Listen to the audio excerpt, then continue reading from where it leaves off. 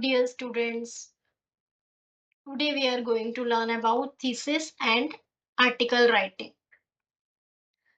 So what is thesis and what is article writing? We will learn about that, and then we will learn about the difference between thesis and article writing. So a thesis is a comprehensive, in-depth piece of academic research, often required for a degree. thesis का क्या purpose है, क्यों required रहता है thesis लिखना? ये comprehensive और in depth piece of academic research है जो कि डिग्री के लिए रिक्वायर्ड रहती है. थीसिस लिखना बहुत जरूरी होता है अगर आपको पीएचडी की डिग्री चाहिए तो. ठीक है.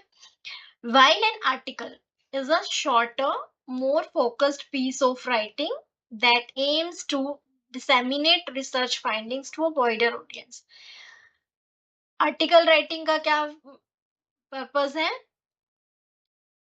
It is more focused piece of writing that aims to disseminate research findings in a wider audience. इसके जो निष्कर्ष होते हैं, जो रिजल्ट्स हैं, उसको बहुत सारी ऑडियंस के पास पहुंचाना. ठीक है. तो ये फोकस करता है article writing aims to disseminate research findings to a wider audience. Now we will learn about difference between a thesis and an article. Before that, let's see why it is required.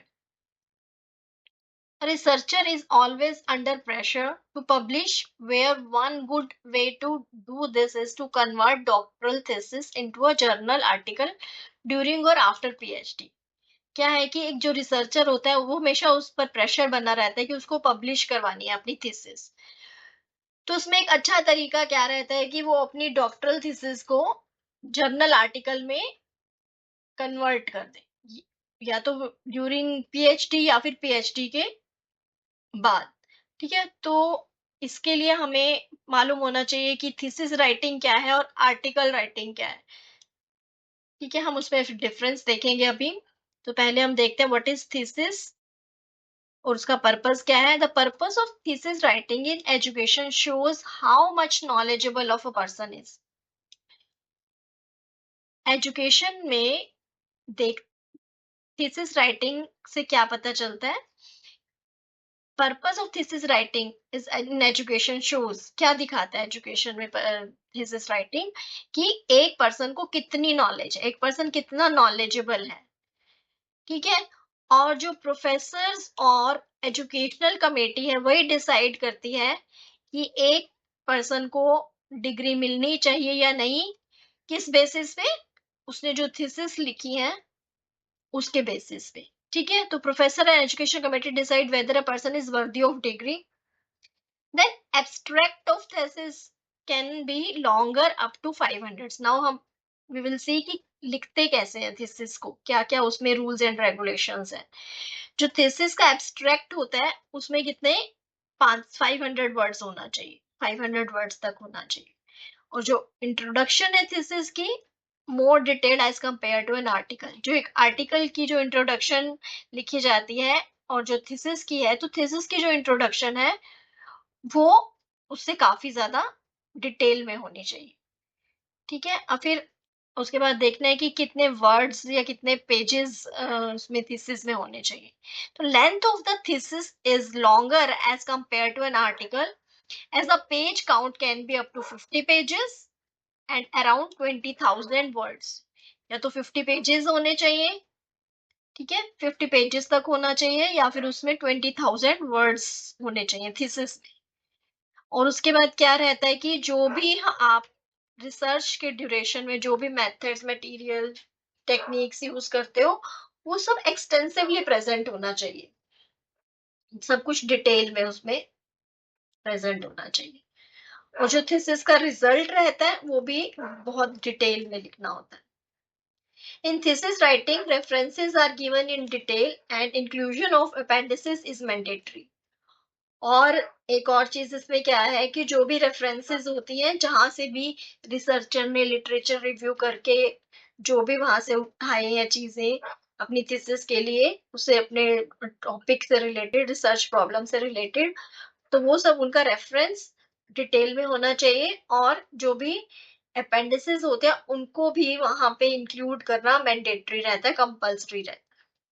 ठीक है, ये सब है thesis writing कि उसका purpose क्या है और किस तरह से थीसिस राइटिंग की जाती है। ठीक है, अभी हम देखते हैं आर्टिकल राइटिंग। आर्टिकल राइटिंग क्या है, पर्पस क्या है? Purpose of article writing is to enhance credibility and to contribute in the field. तो आर्टिकल राइटिंग का पर्पस क्या है कि क्रेडिबिलिटी बढ़ाना और उस फील्ड में योगदान देना।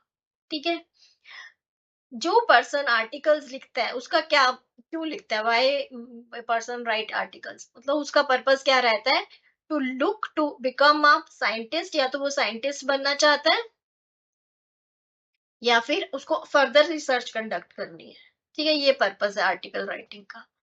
अच्छा, अब हम लिखते कैसे हैं, उसमें एब्स्ट्रैक्ट कैसे लिखते हैं, उसकी लेंथ कितनी होनी चाहिए, let's see. So abstract of article writing is shorter up to 150 to 250 words and it should be concise। ठीक है, 150 से 250 वर्ड्स तक होना चाहिए और कंसाइज होना चाहिए, लिमिटेड होना चाहिए। ठीक है, और लेंथ आर्टिकल राइटिंग की थीसिस से बहुत छोटी रहती है।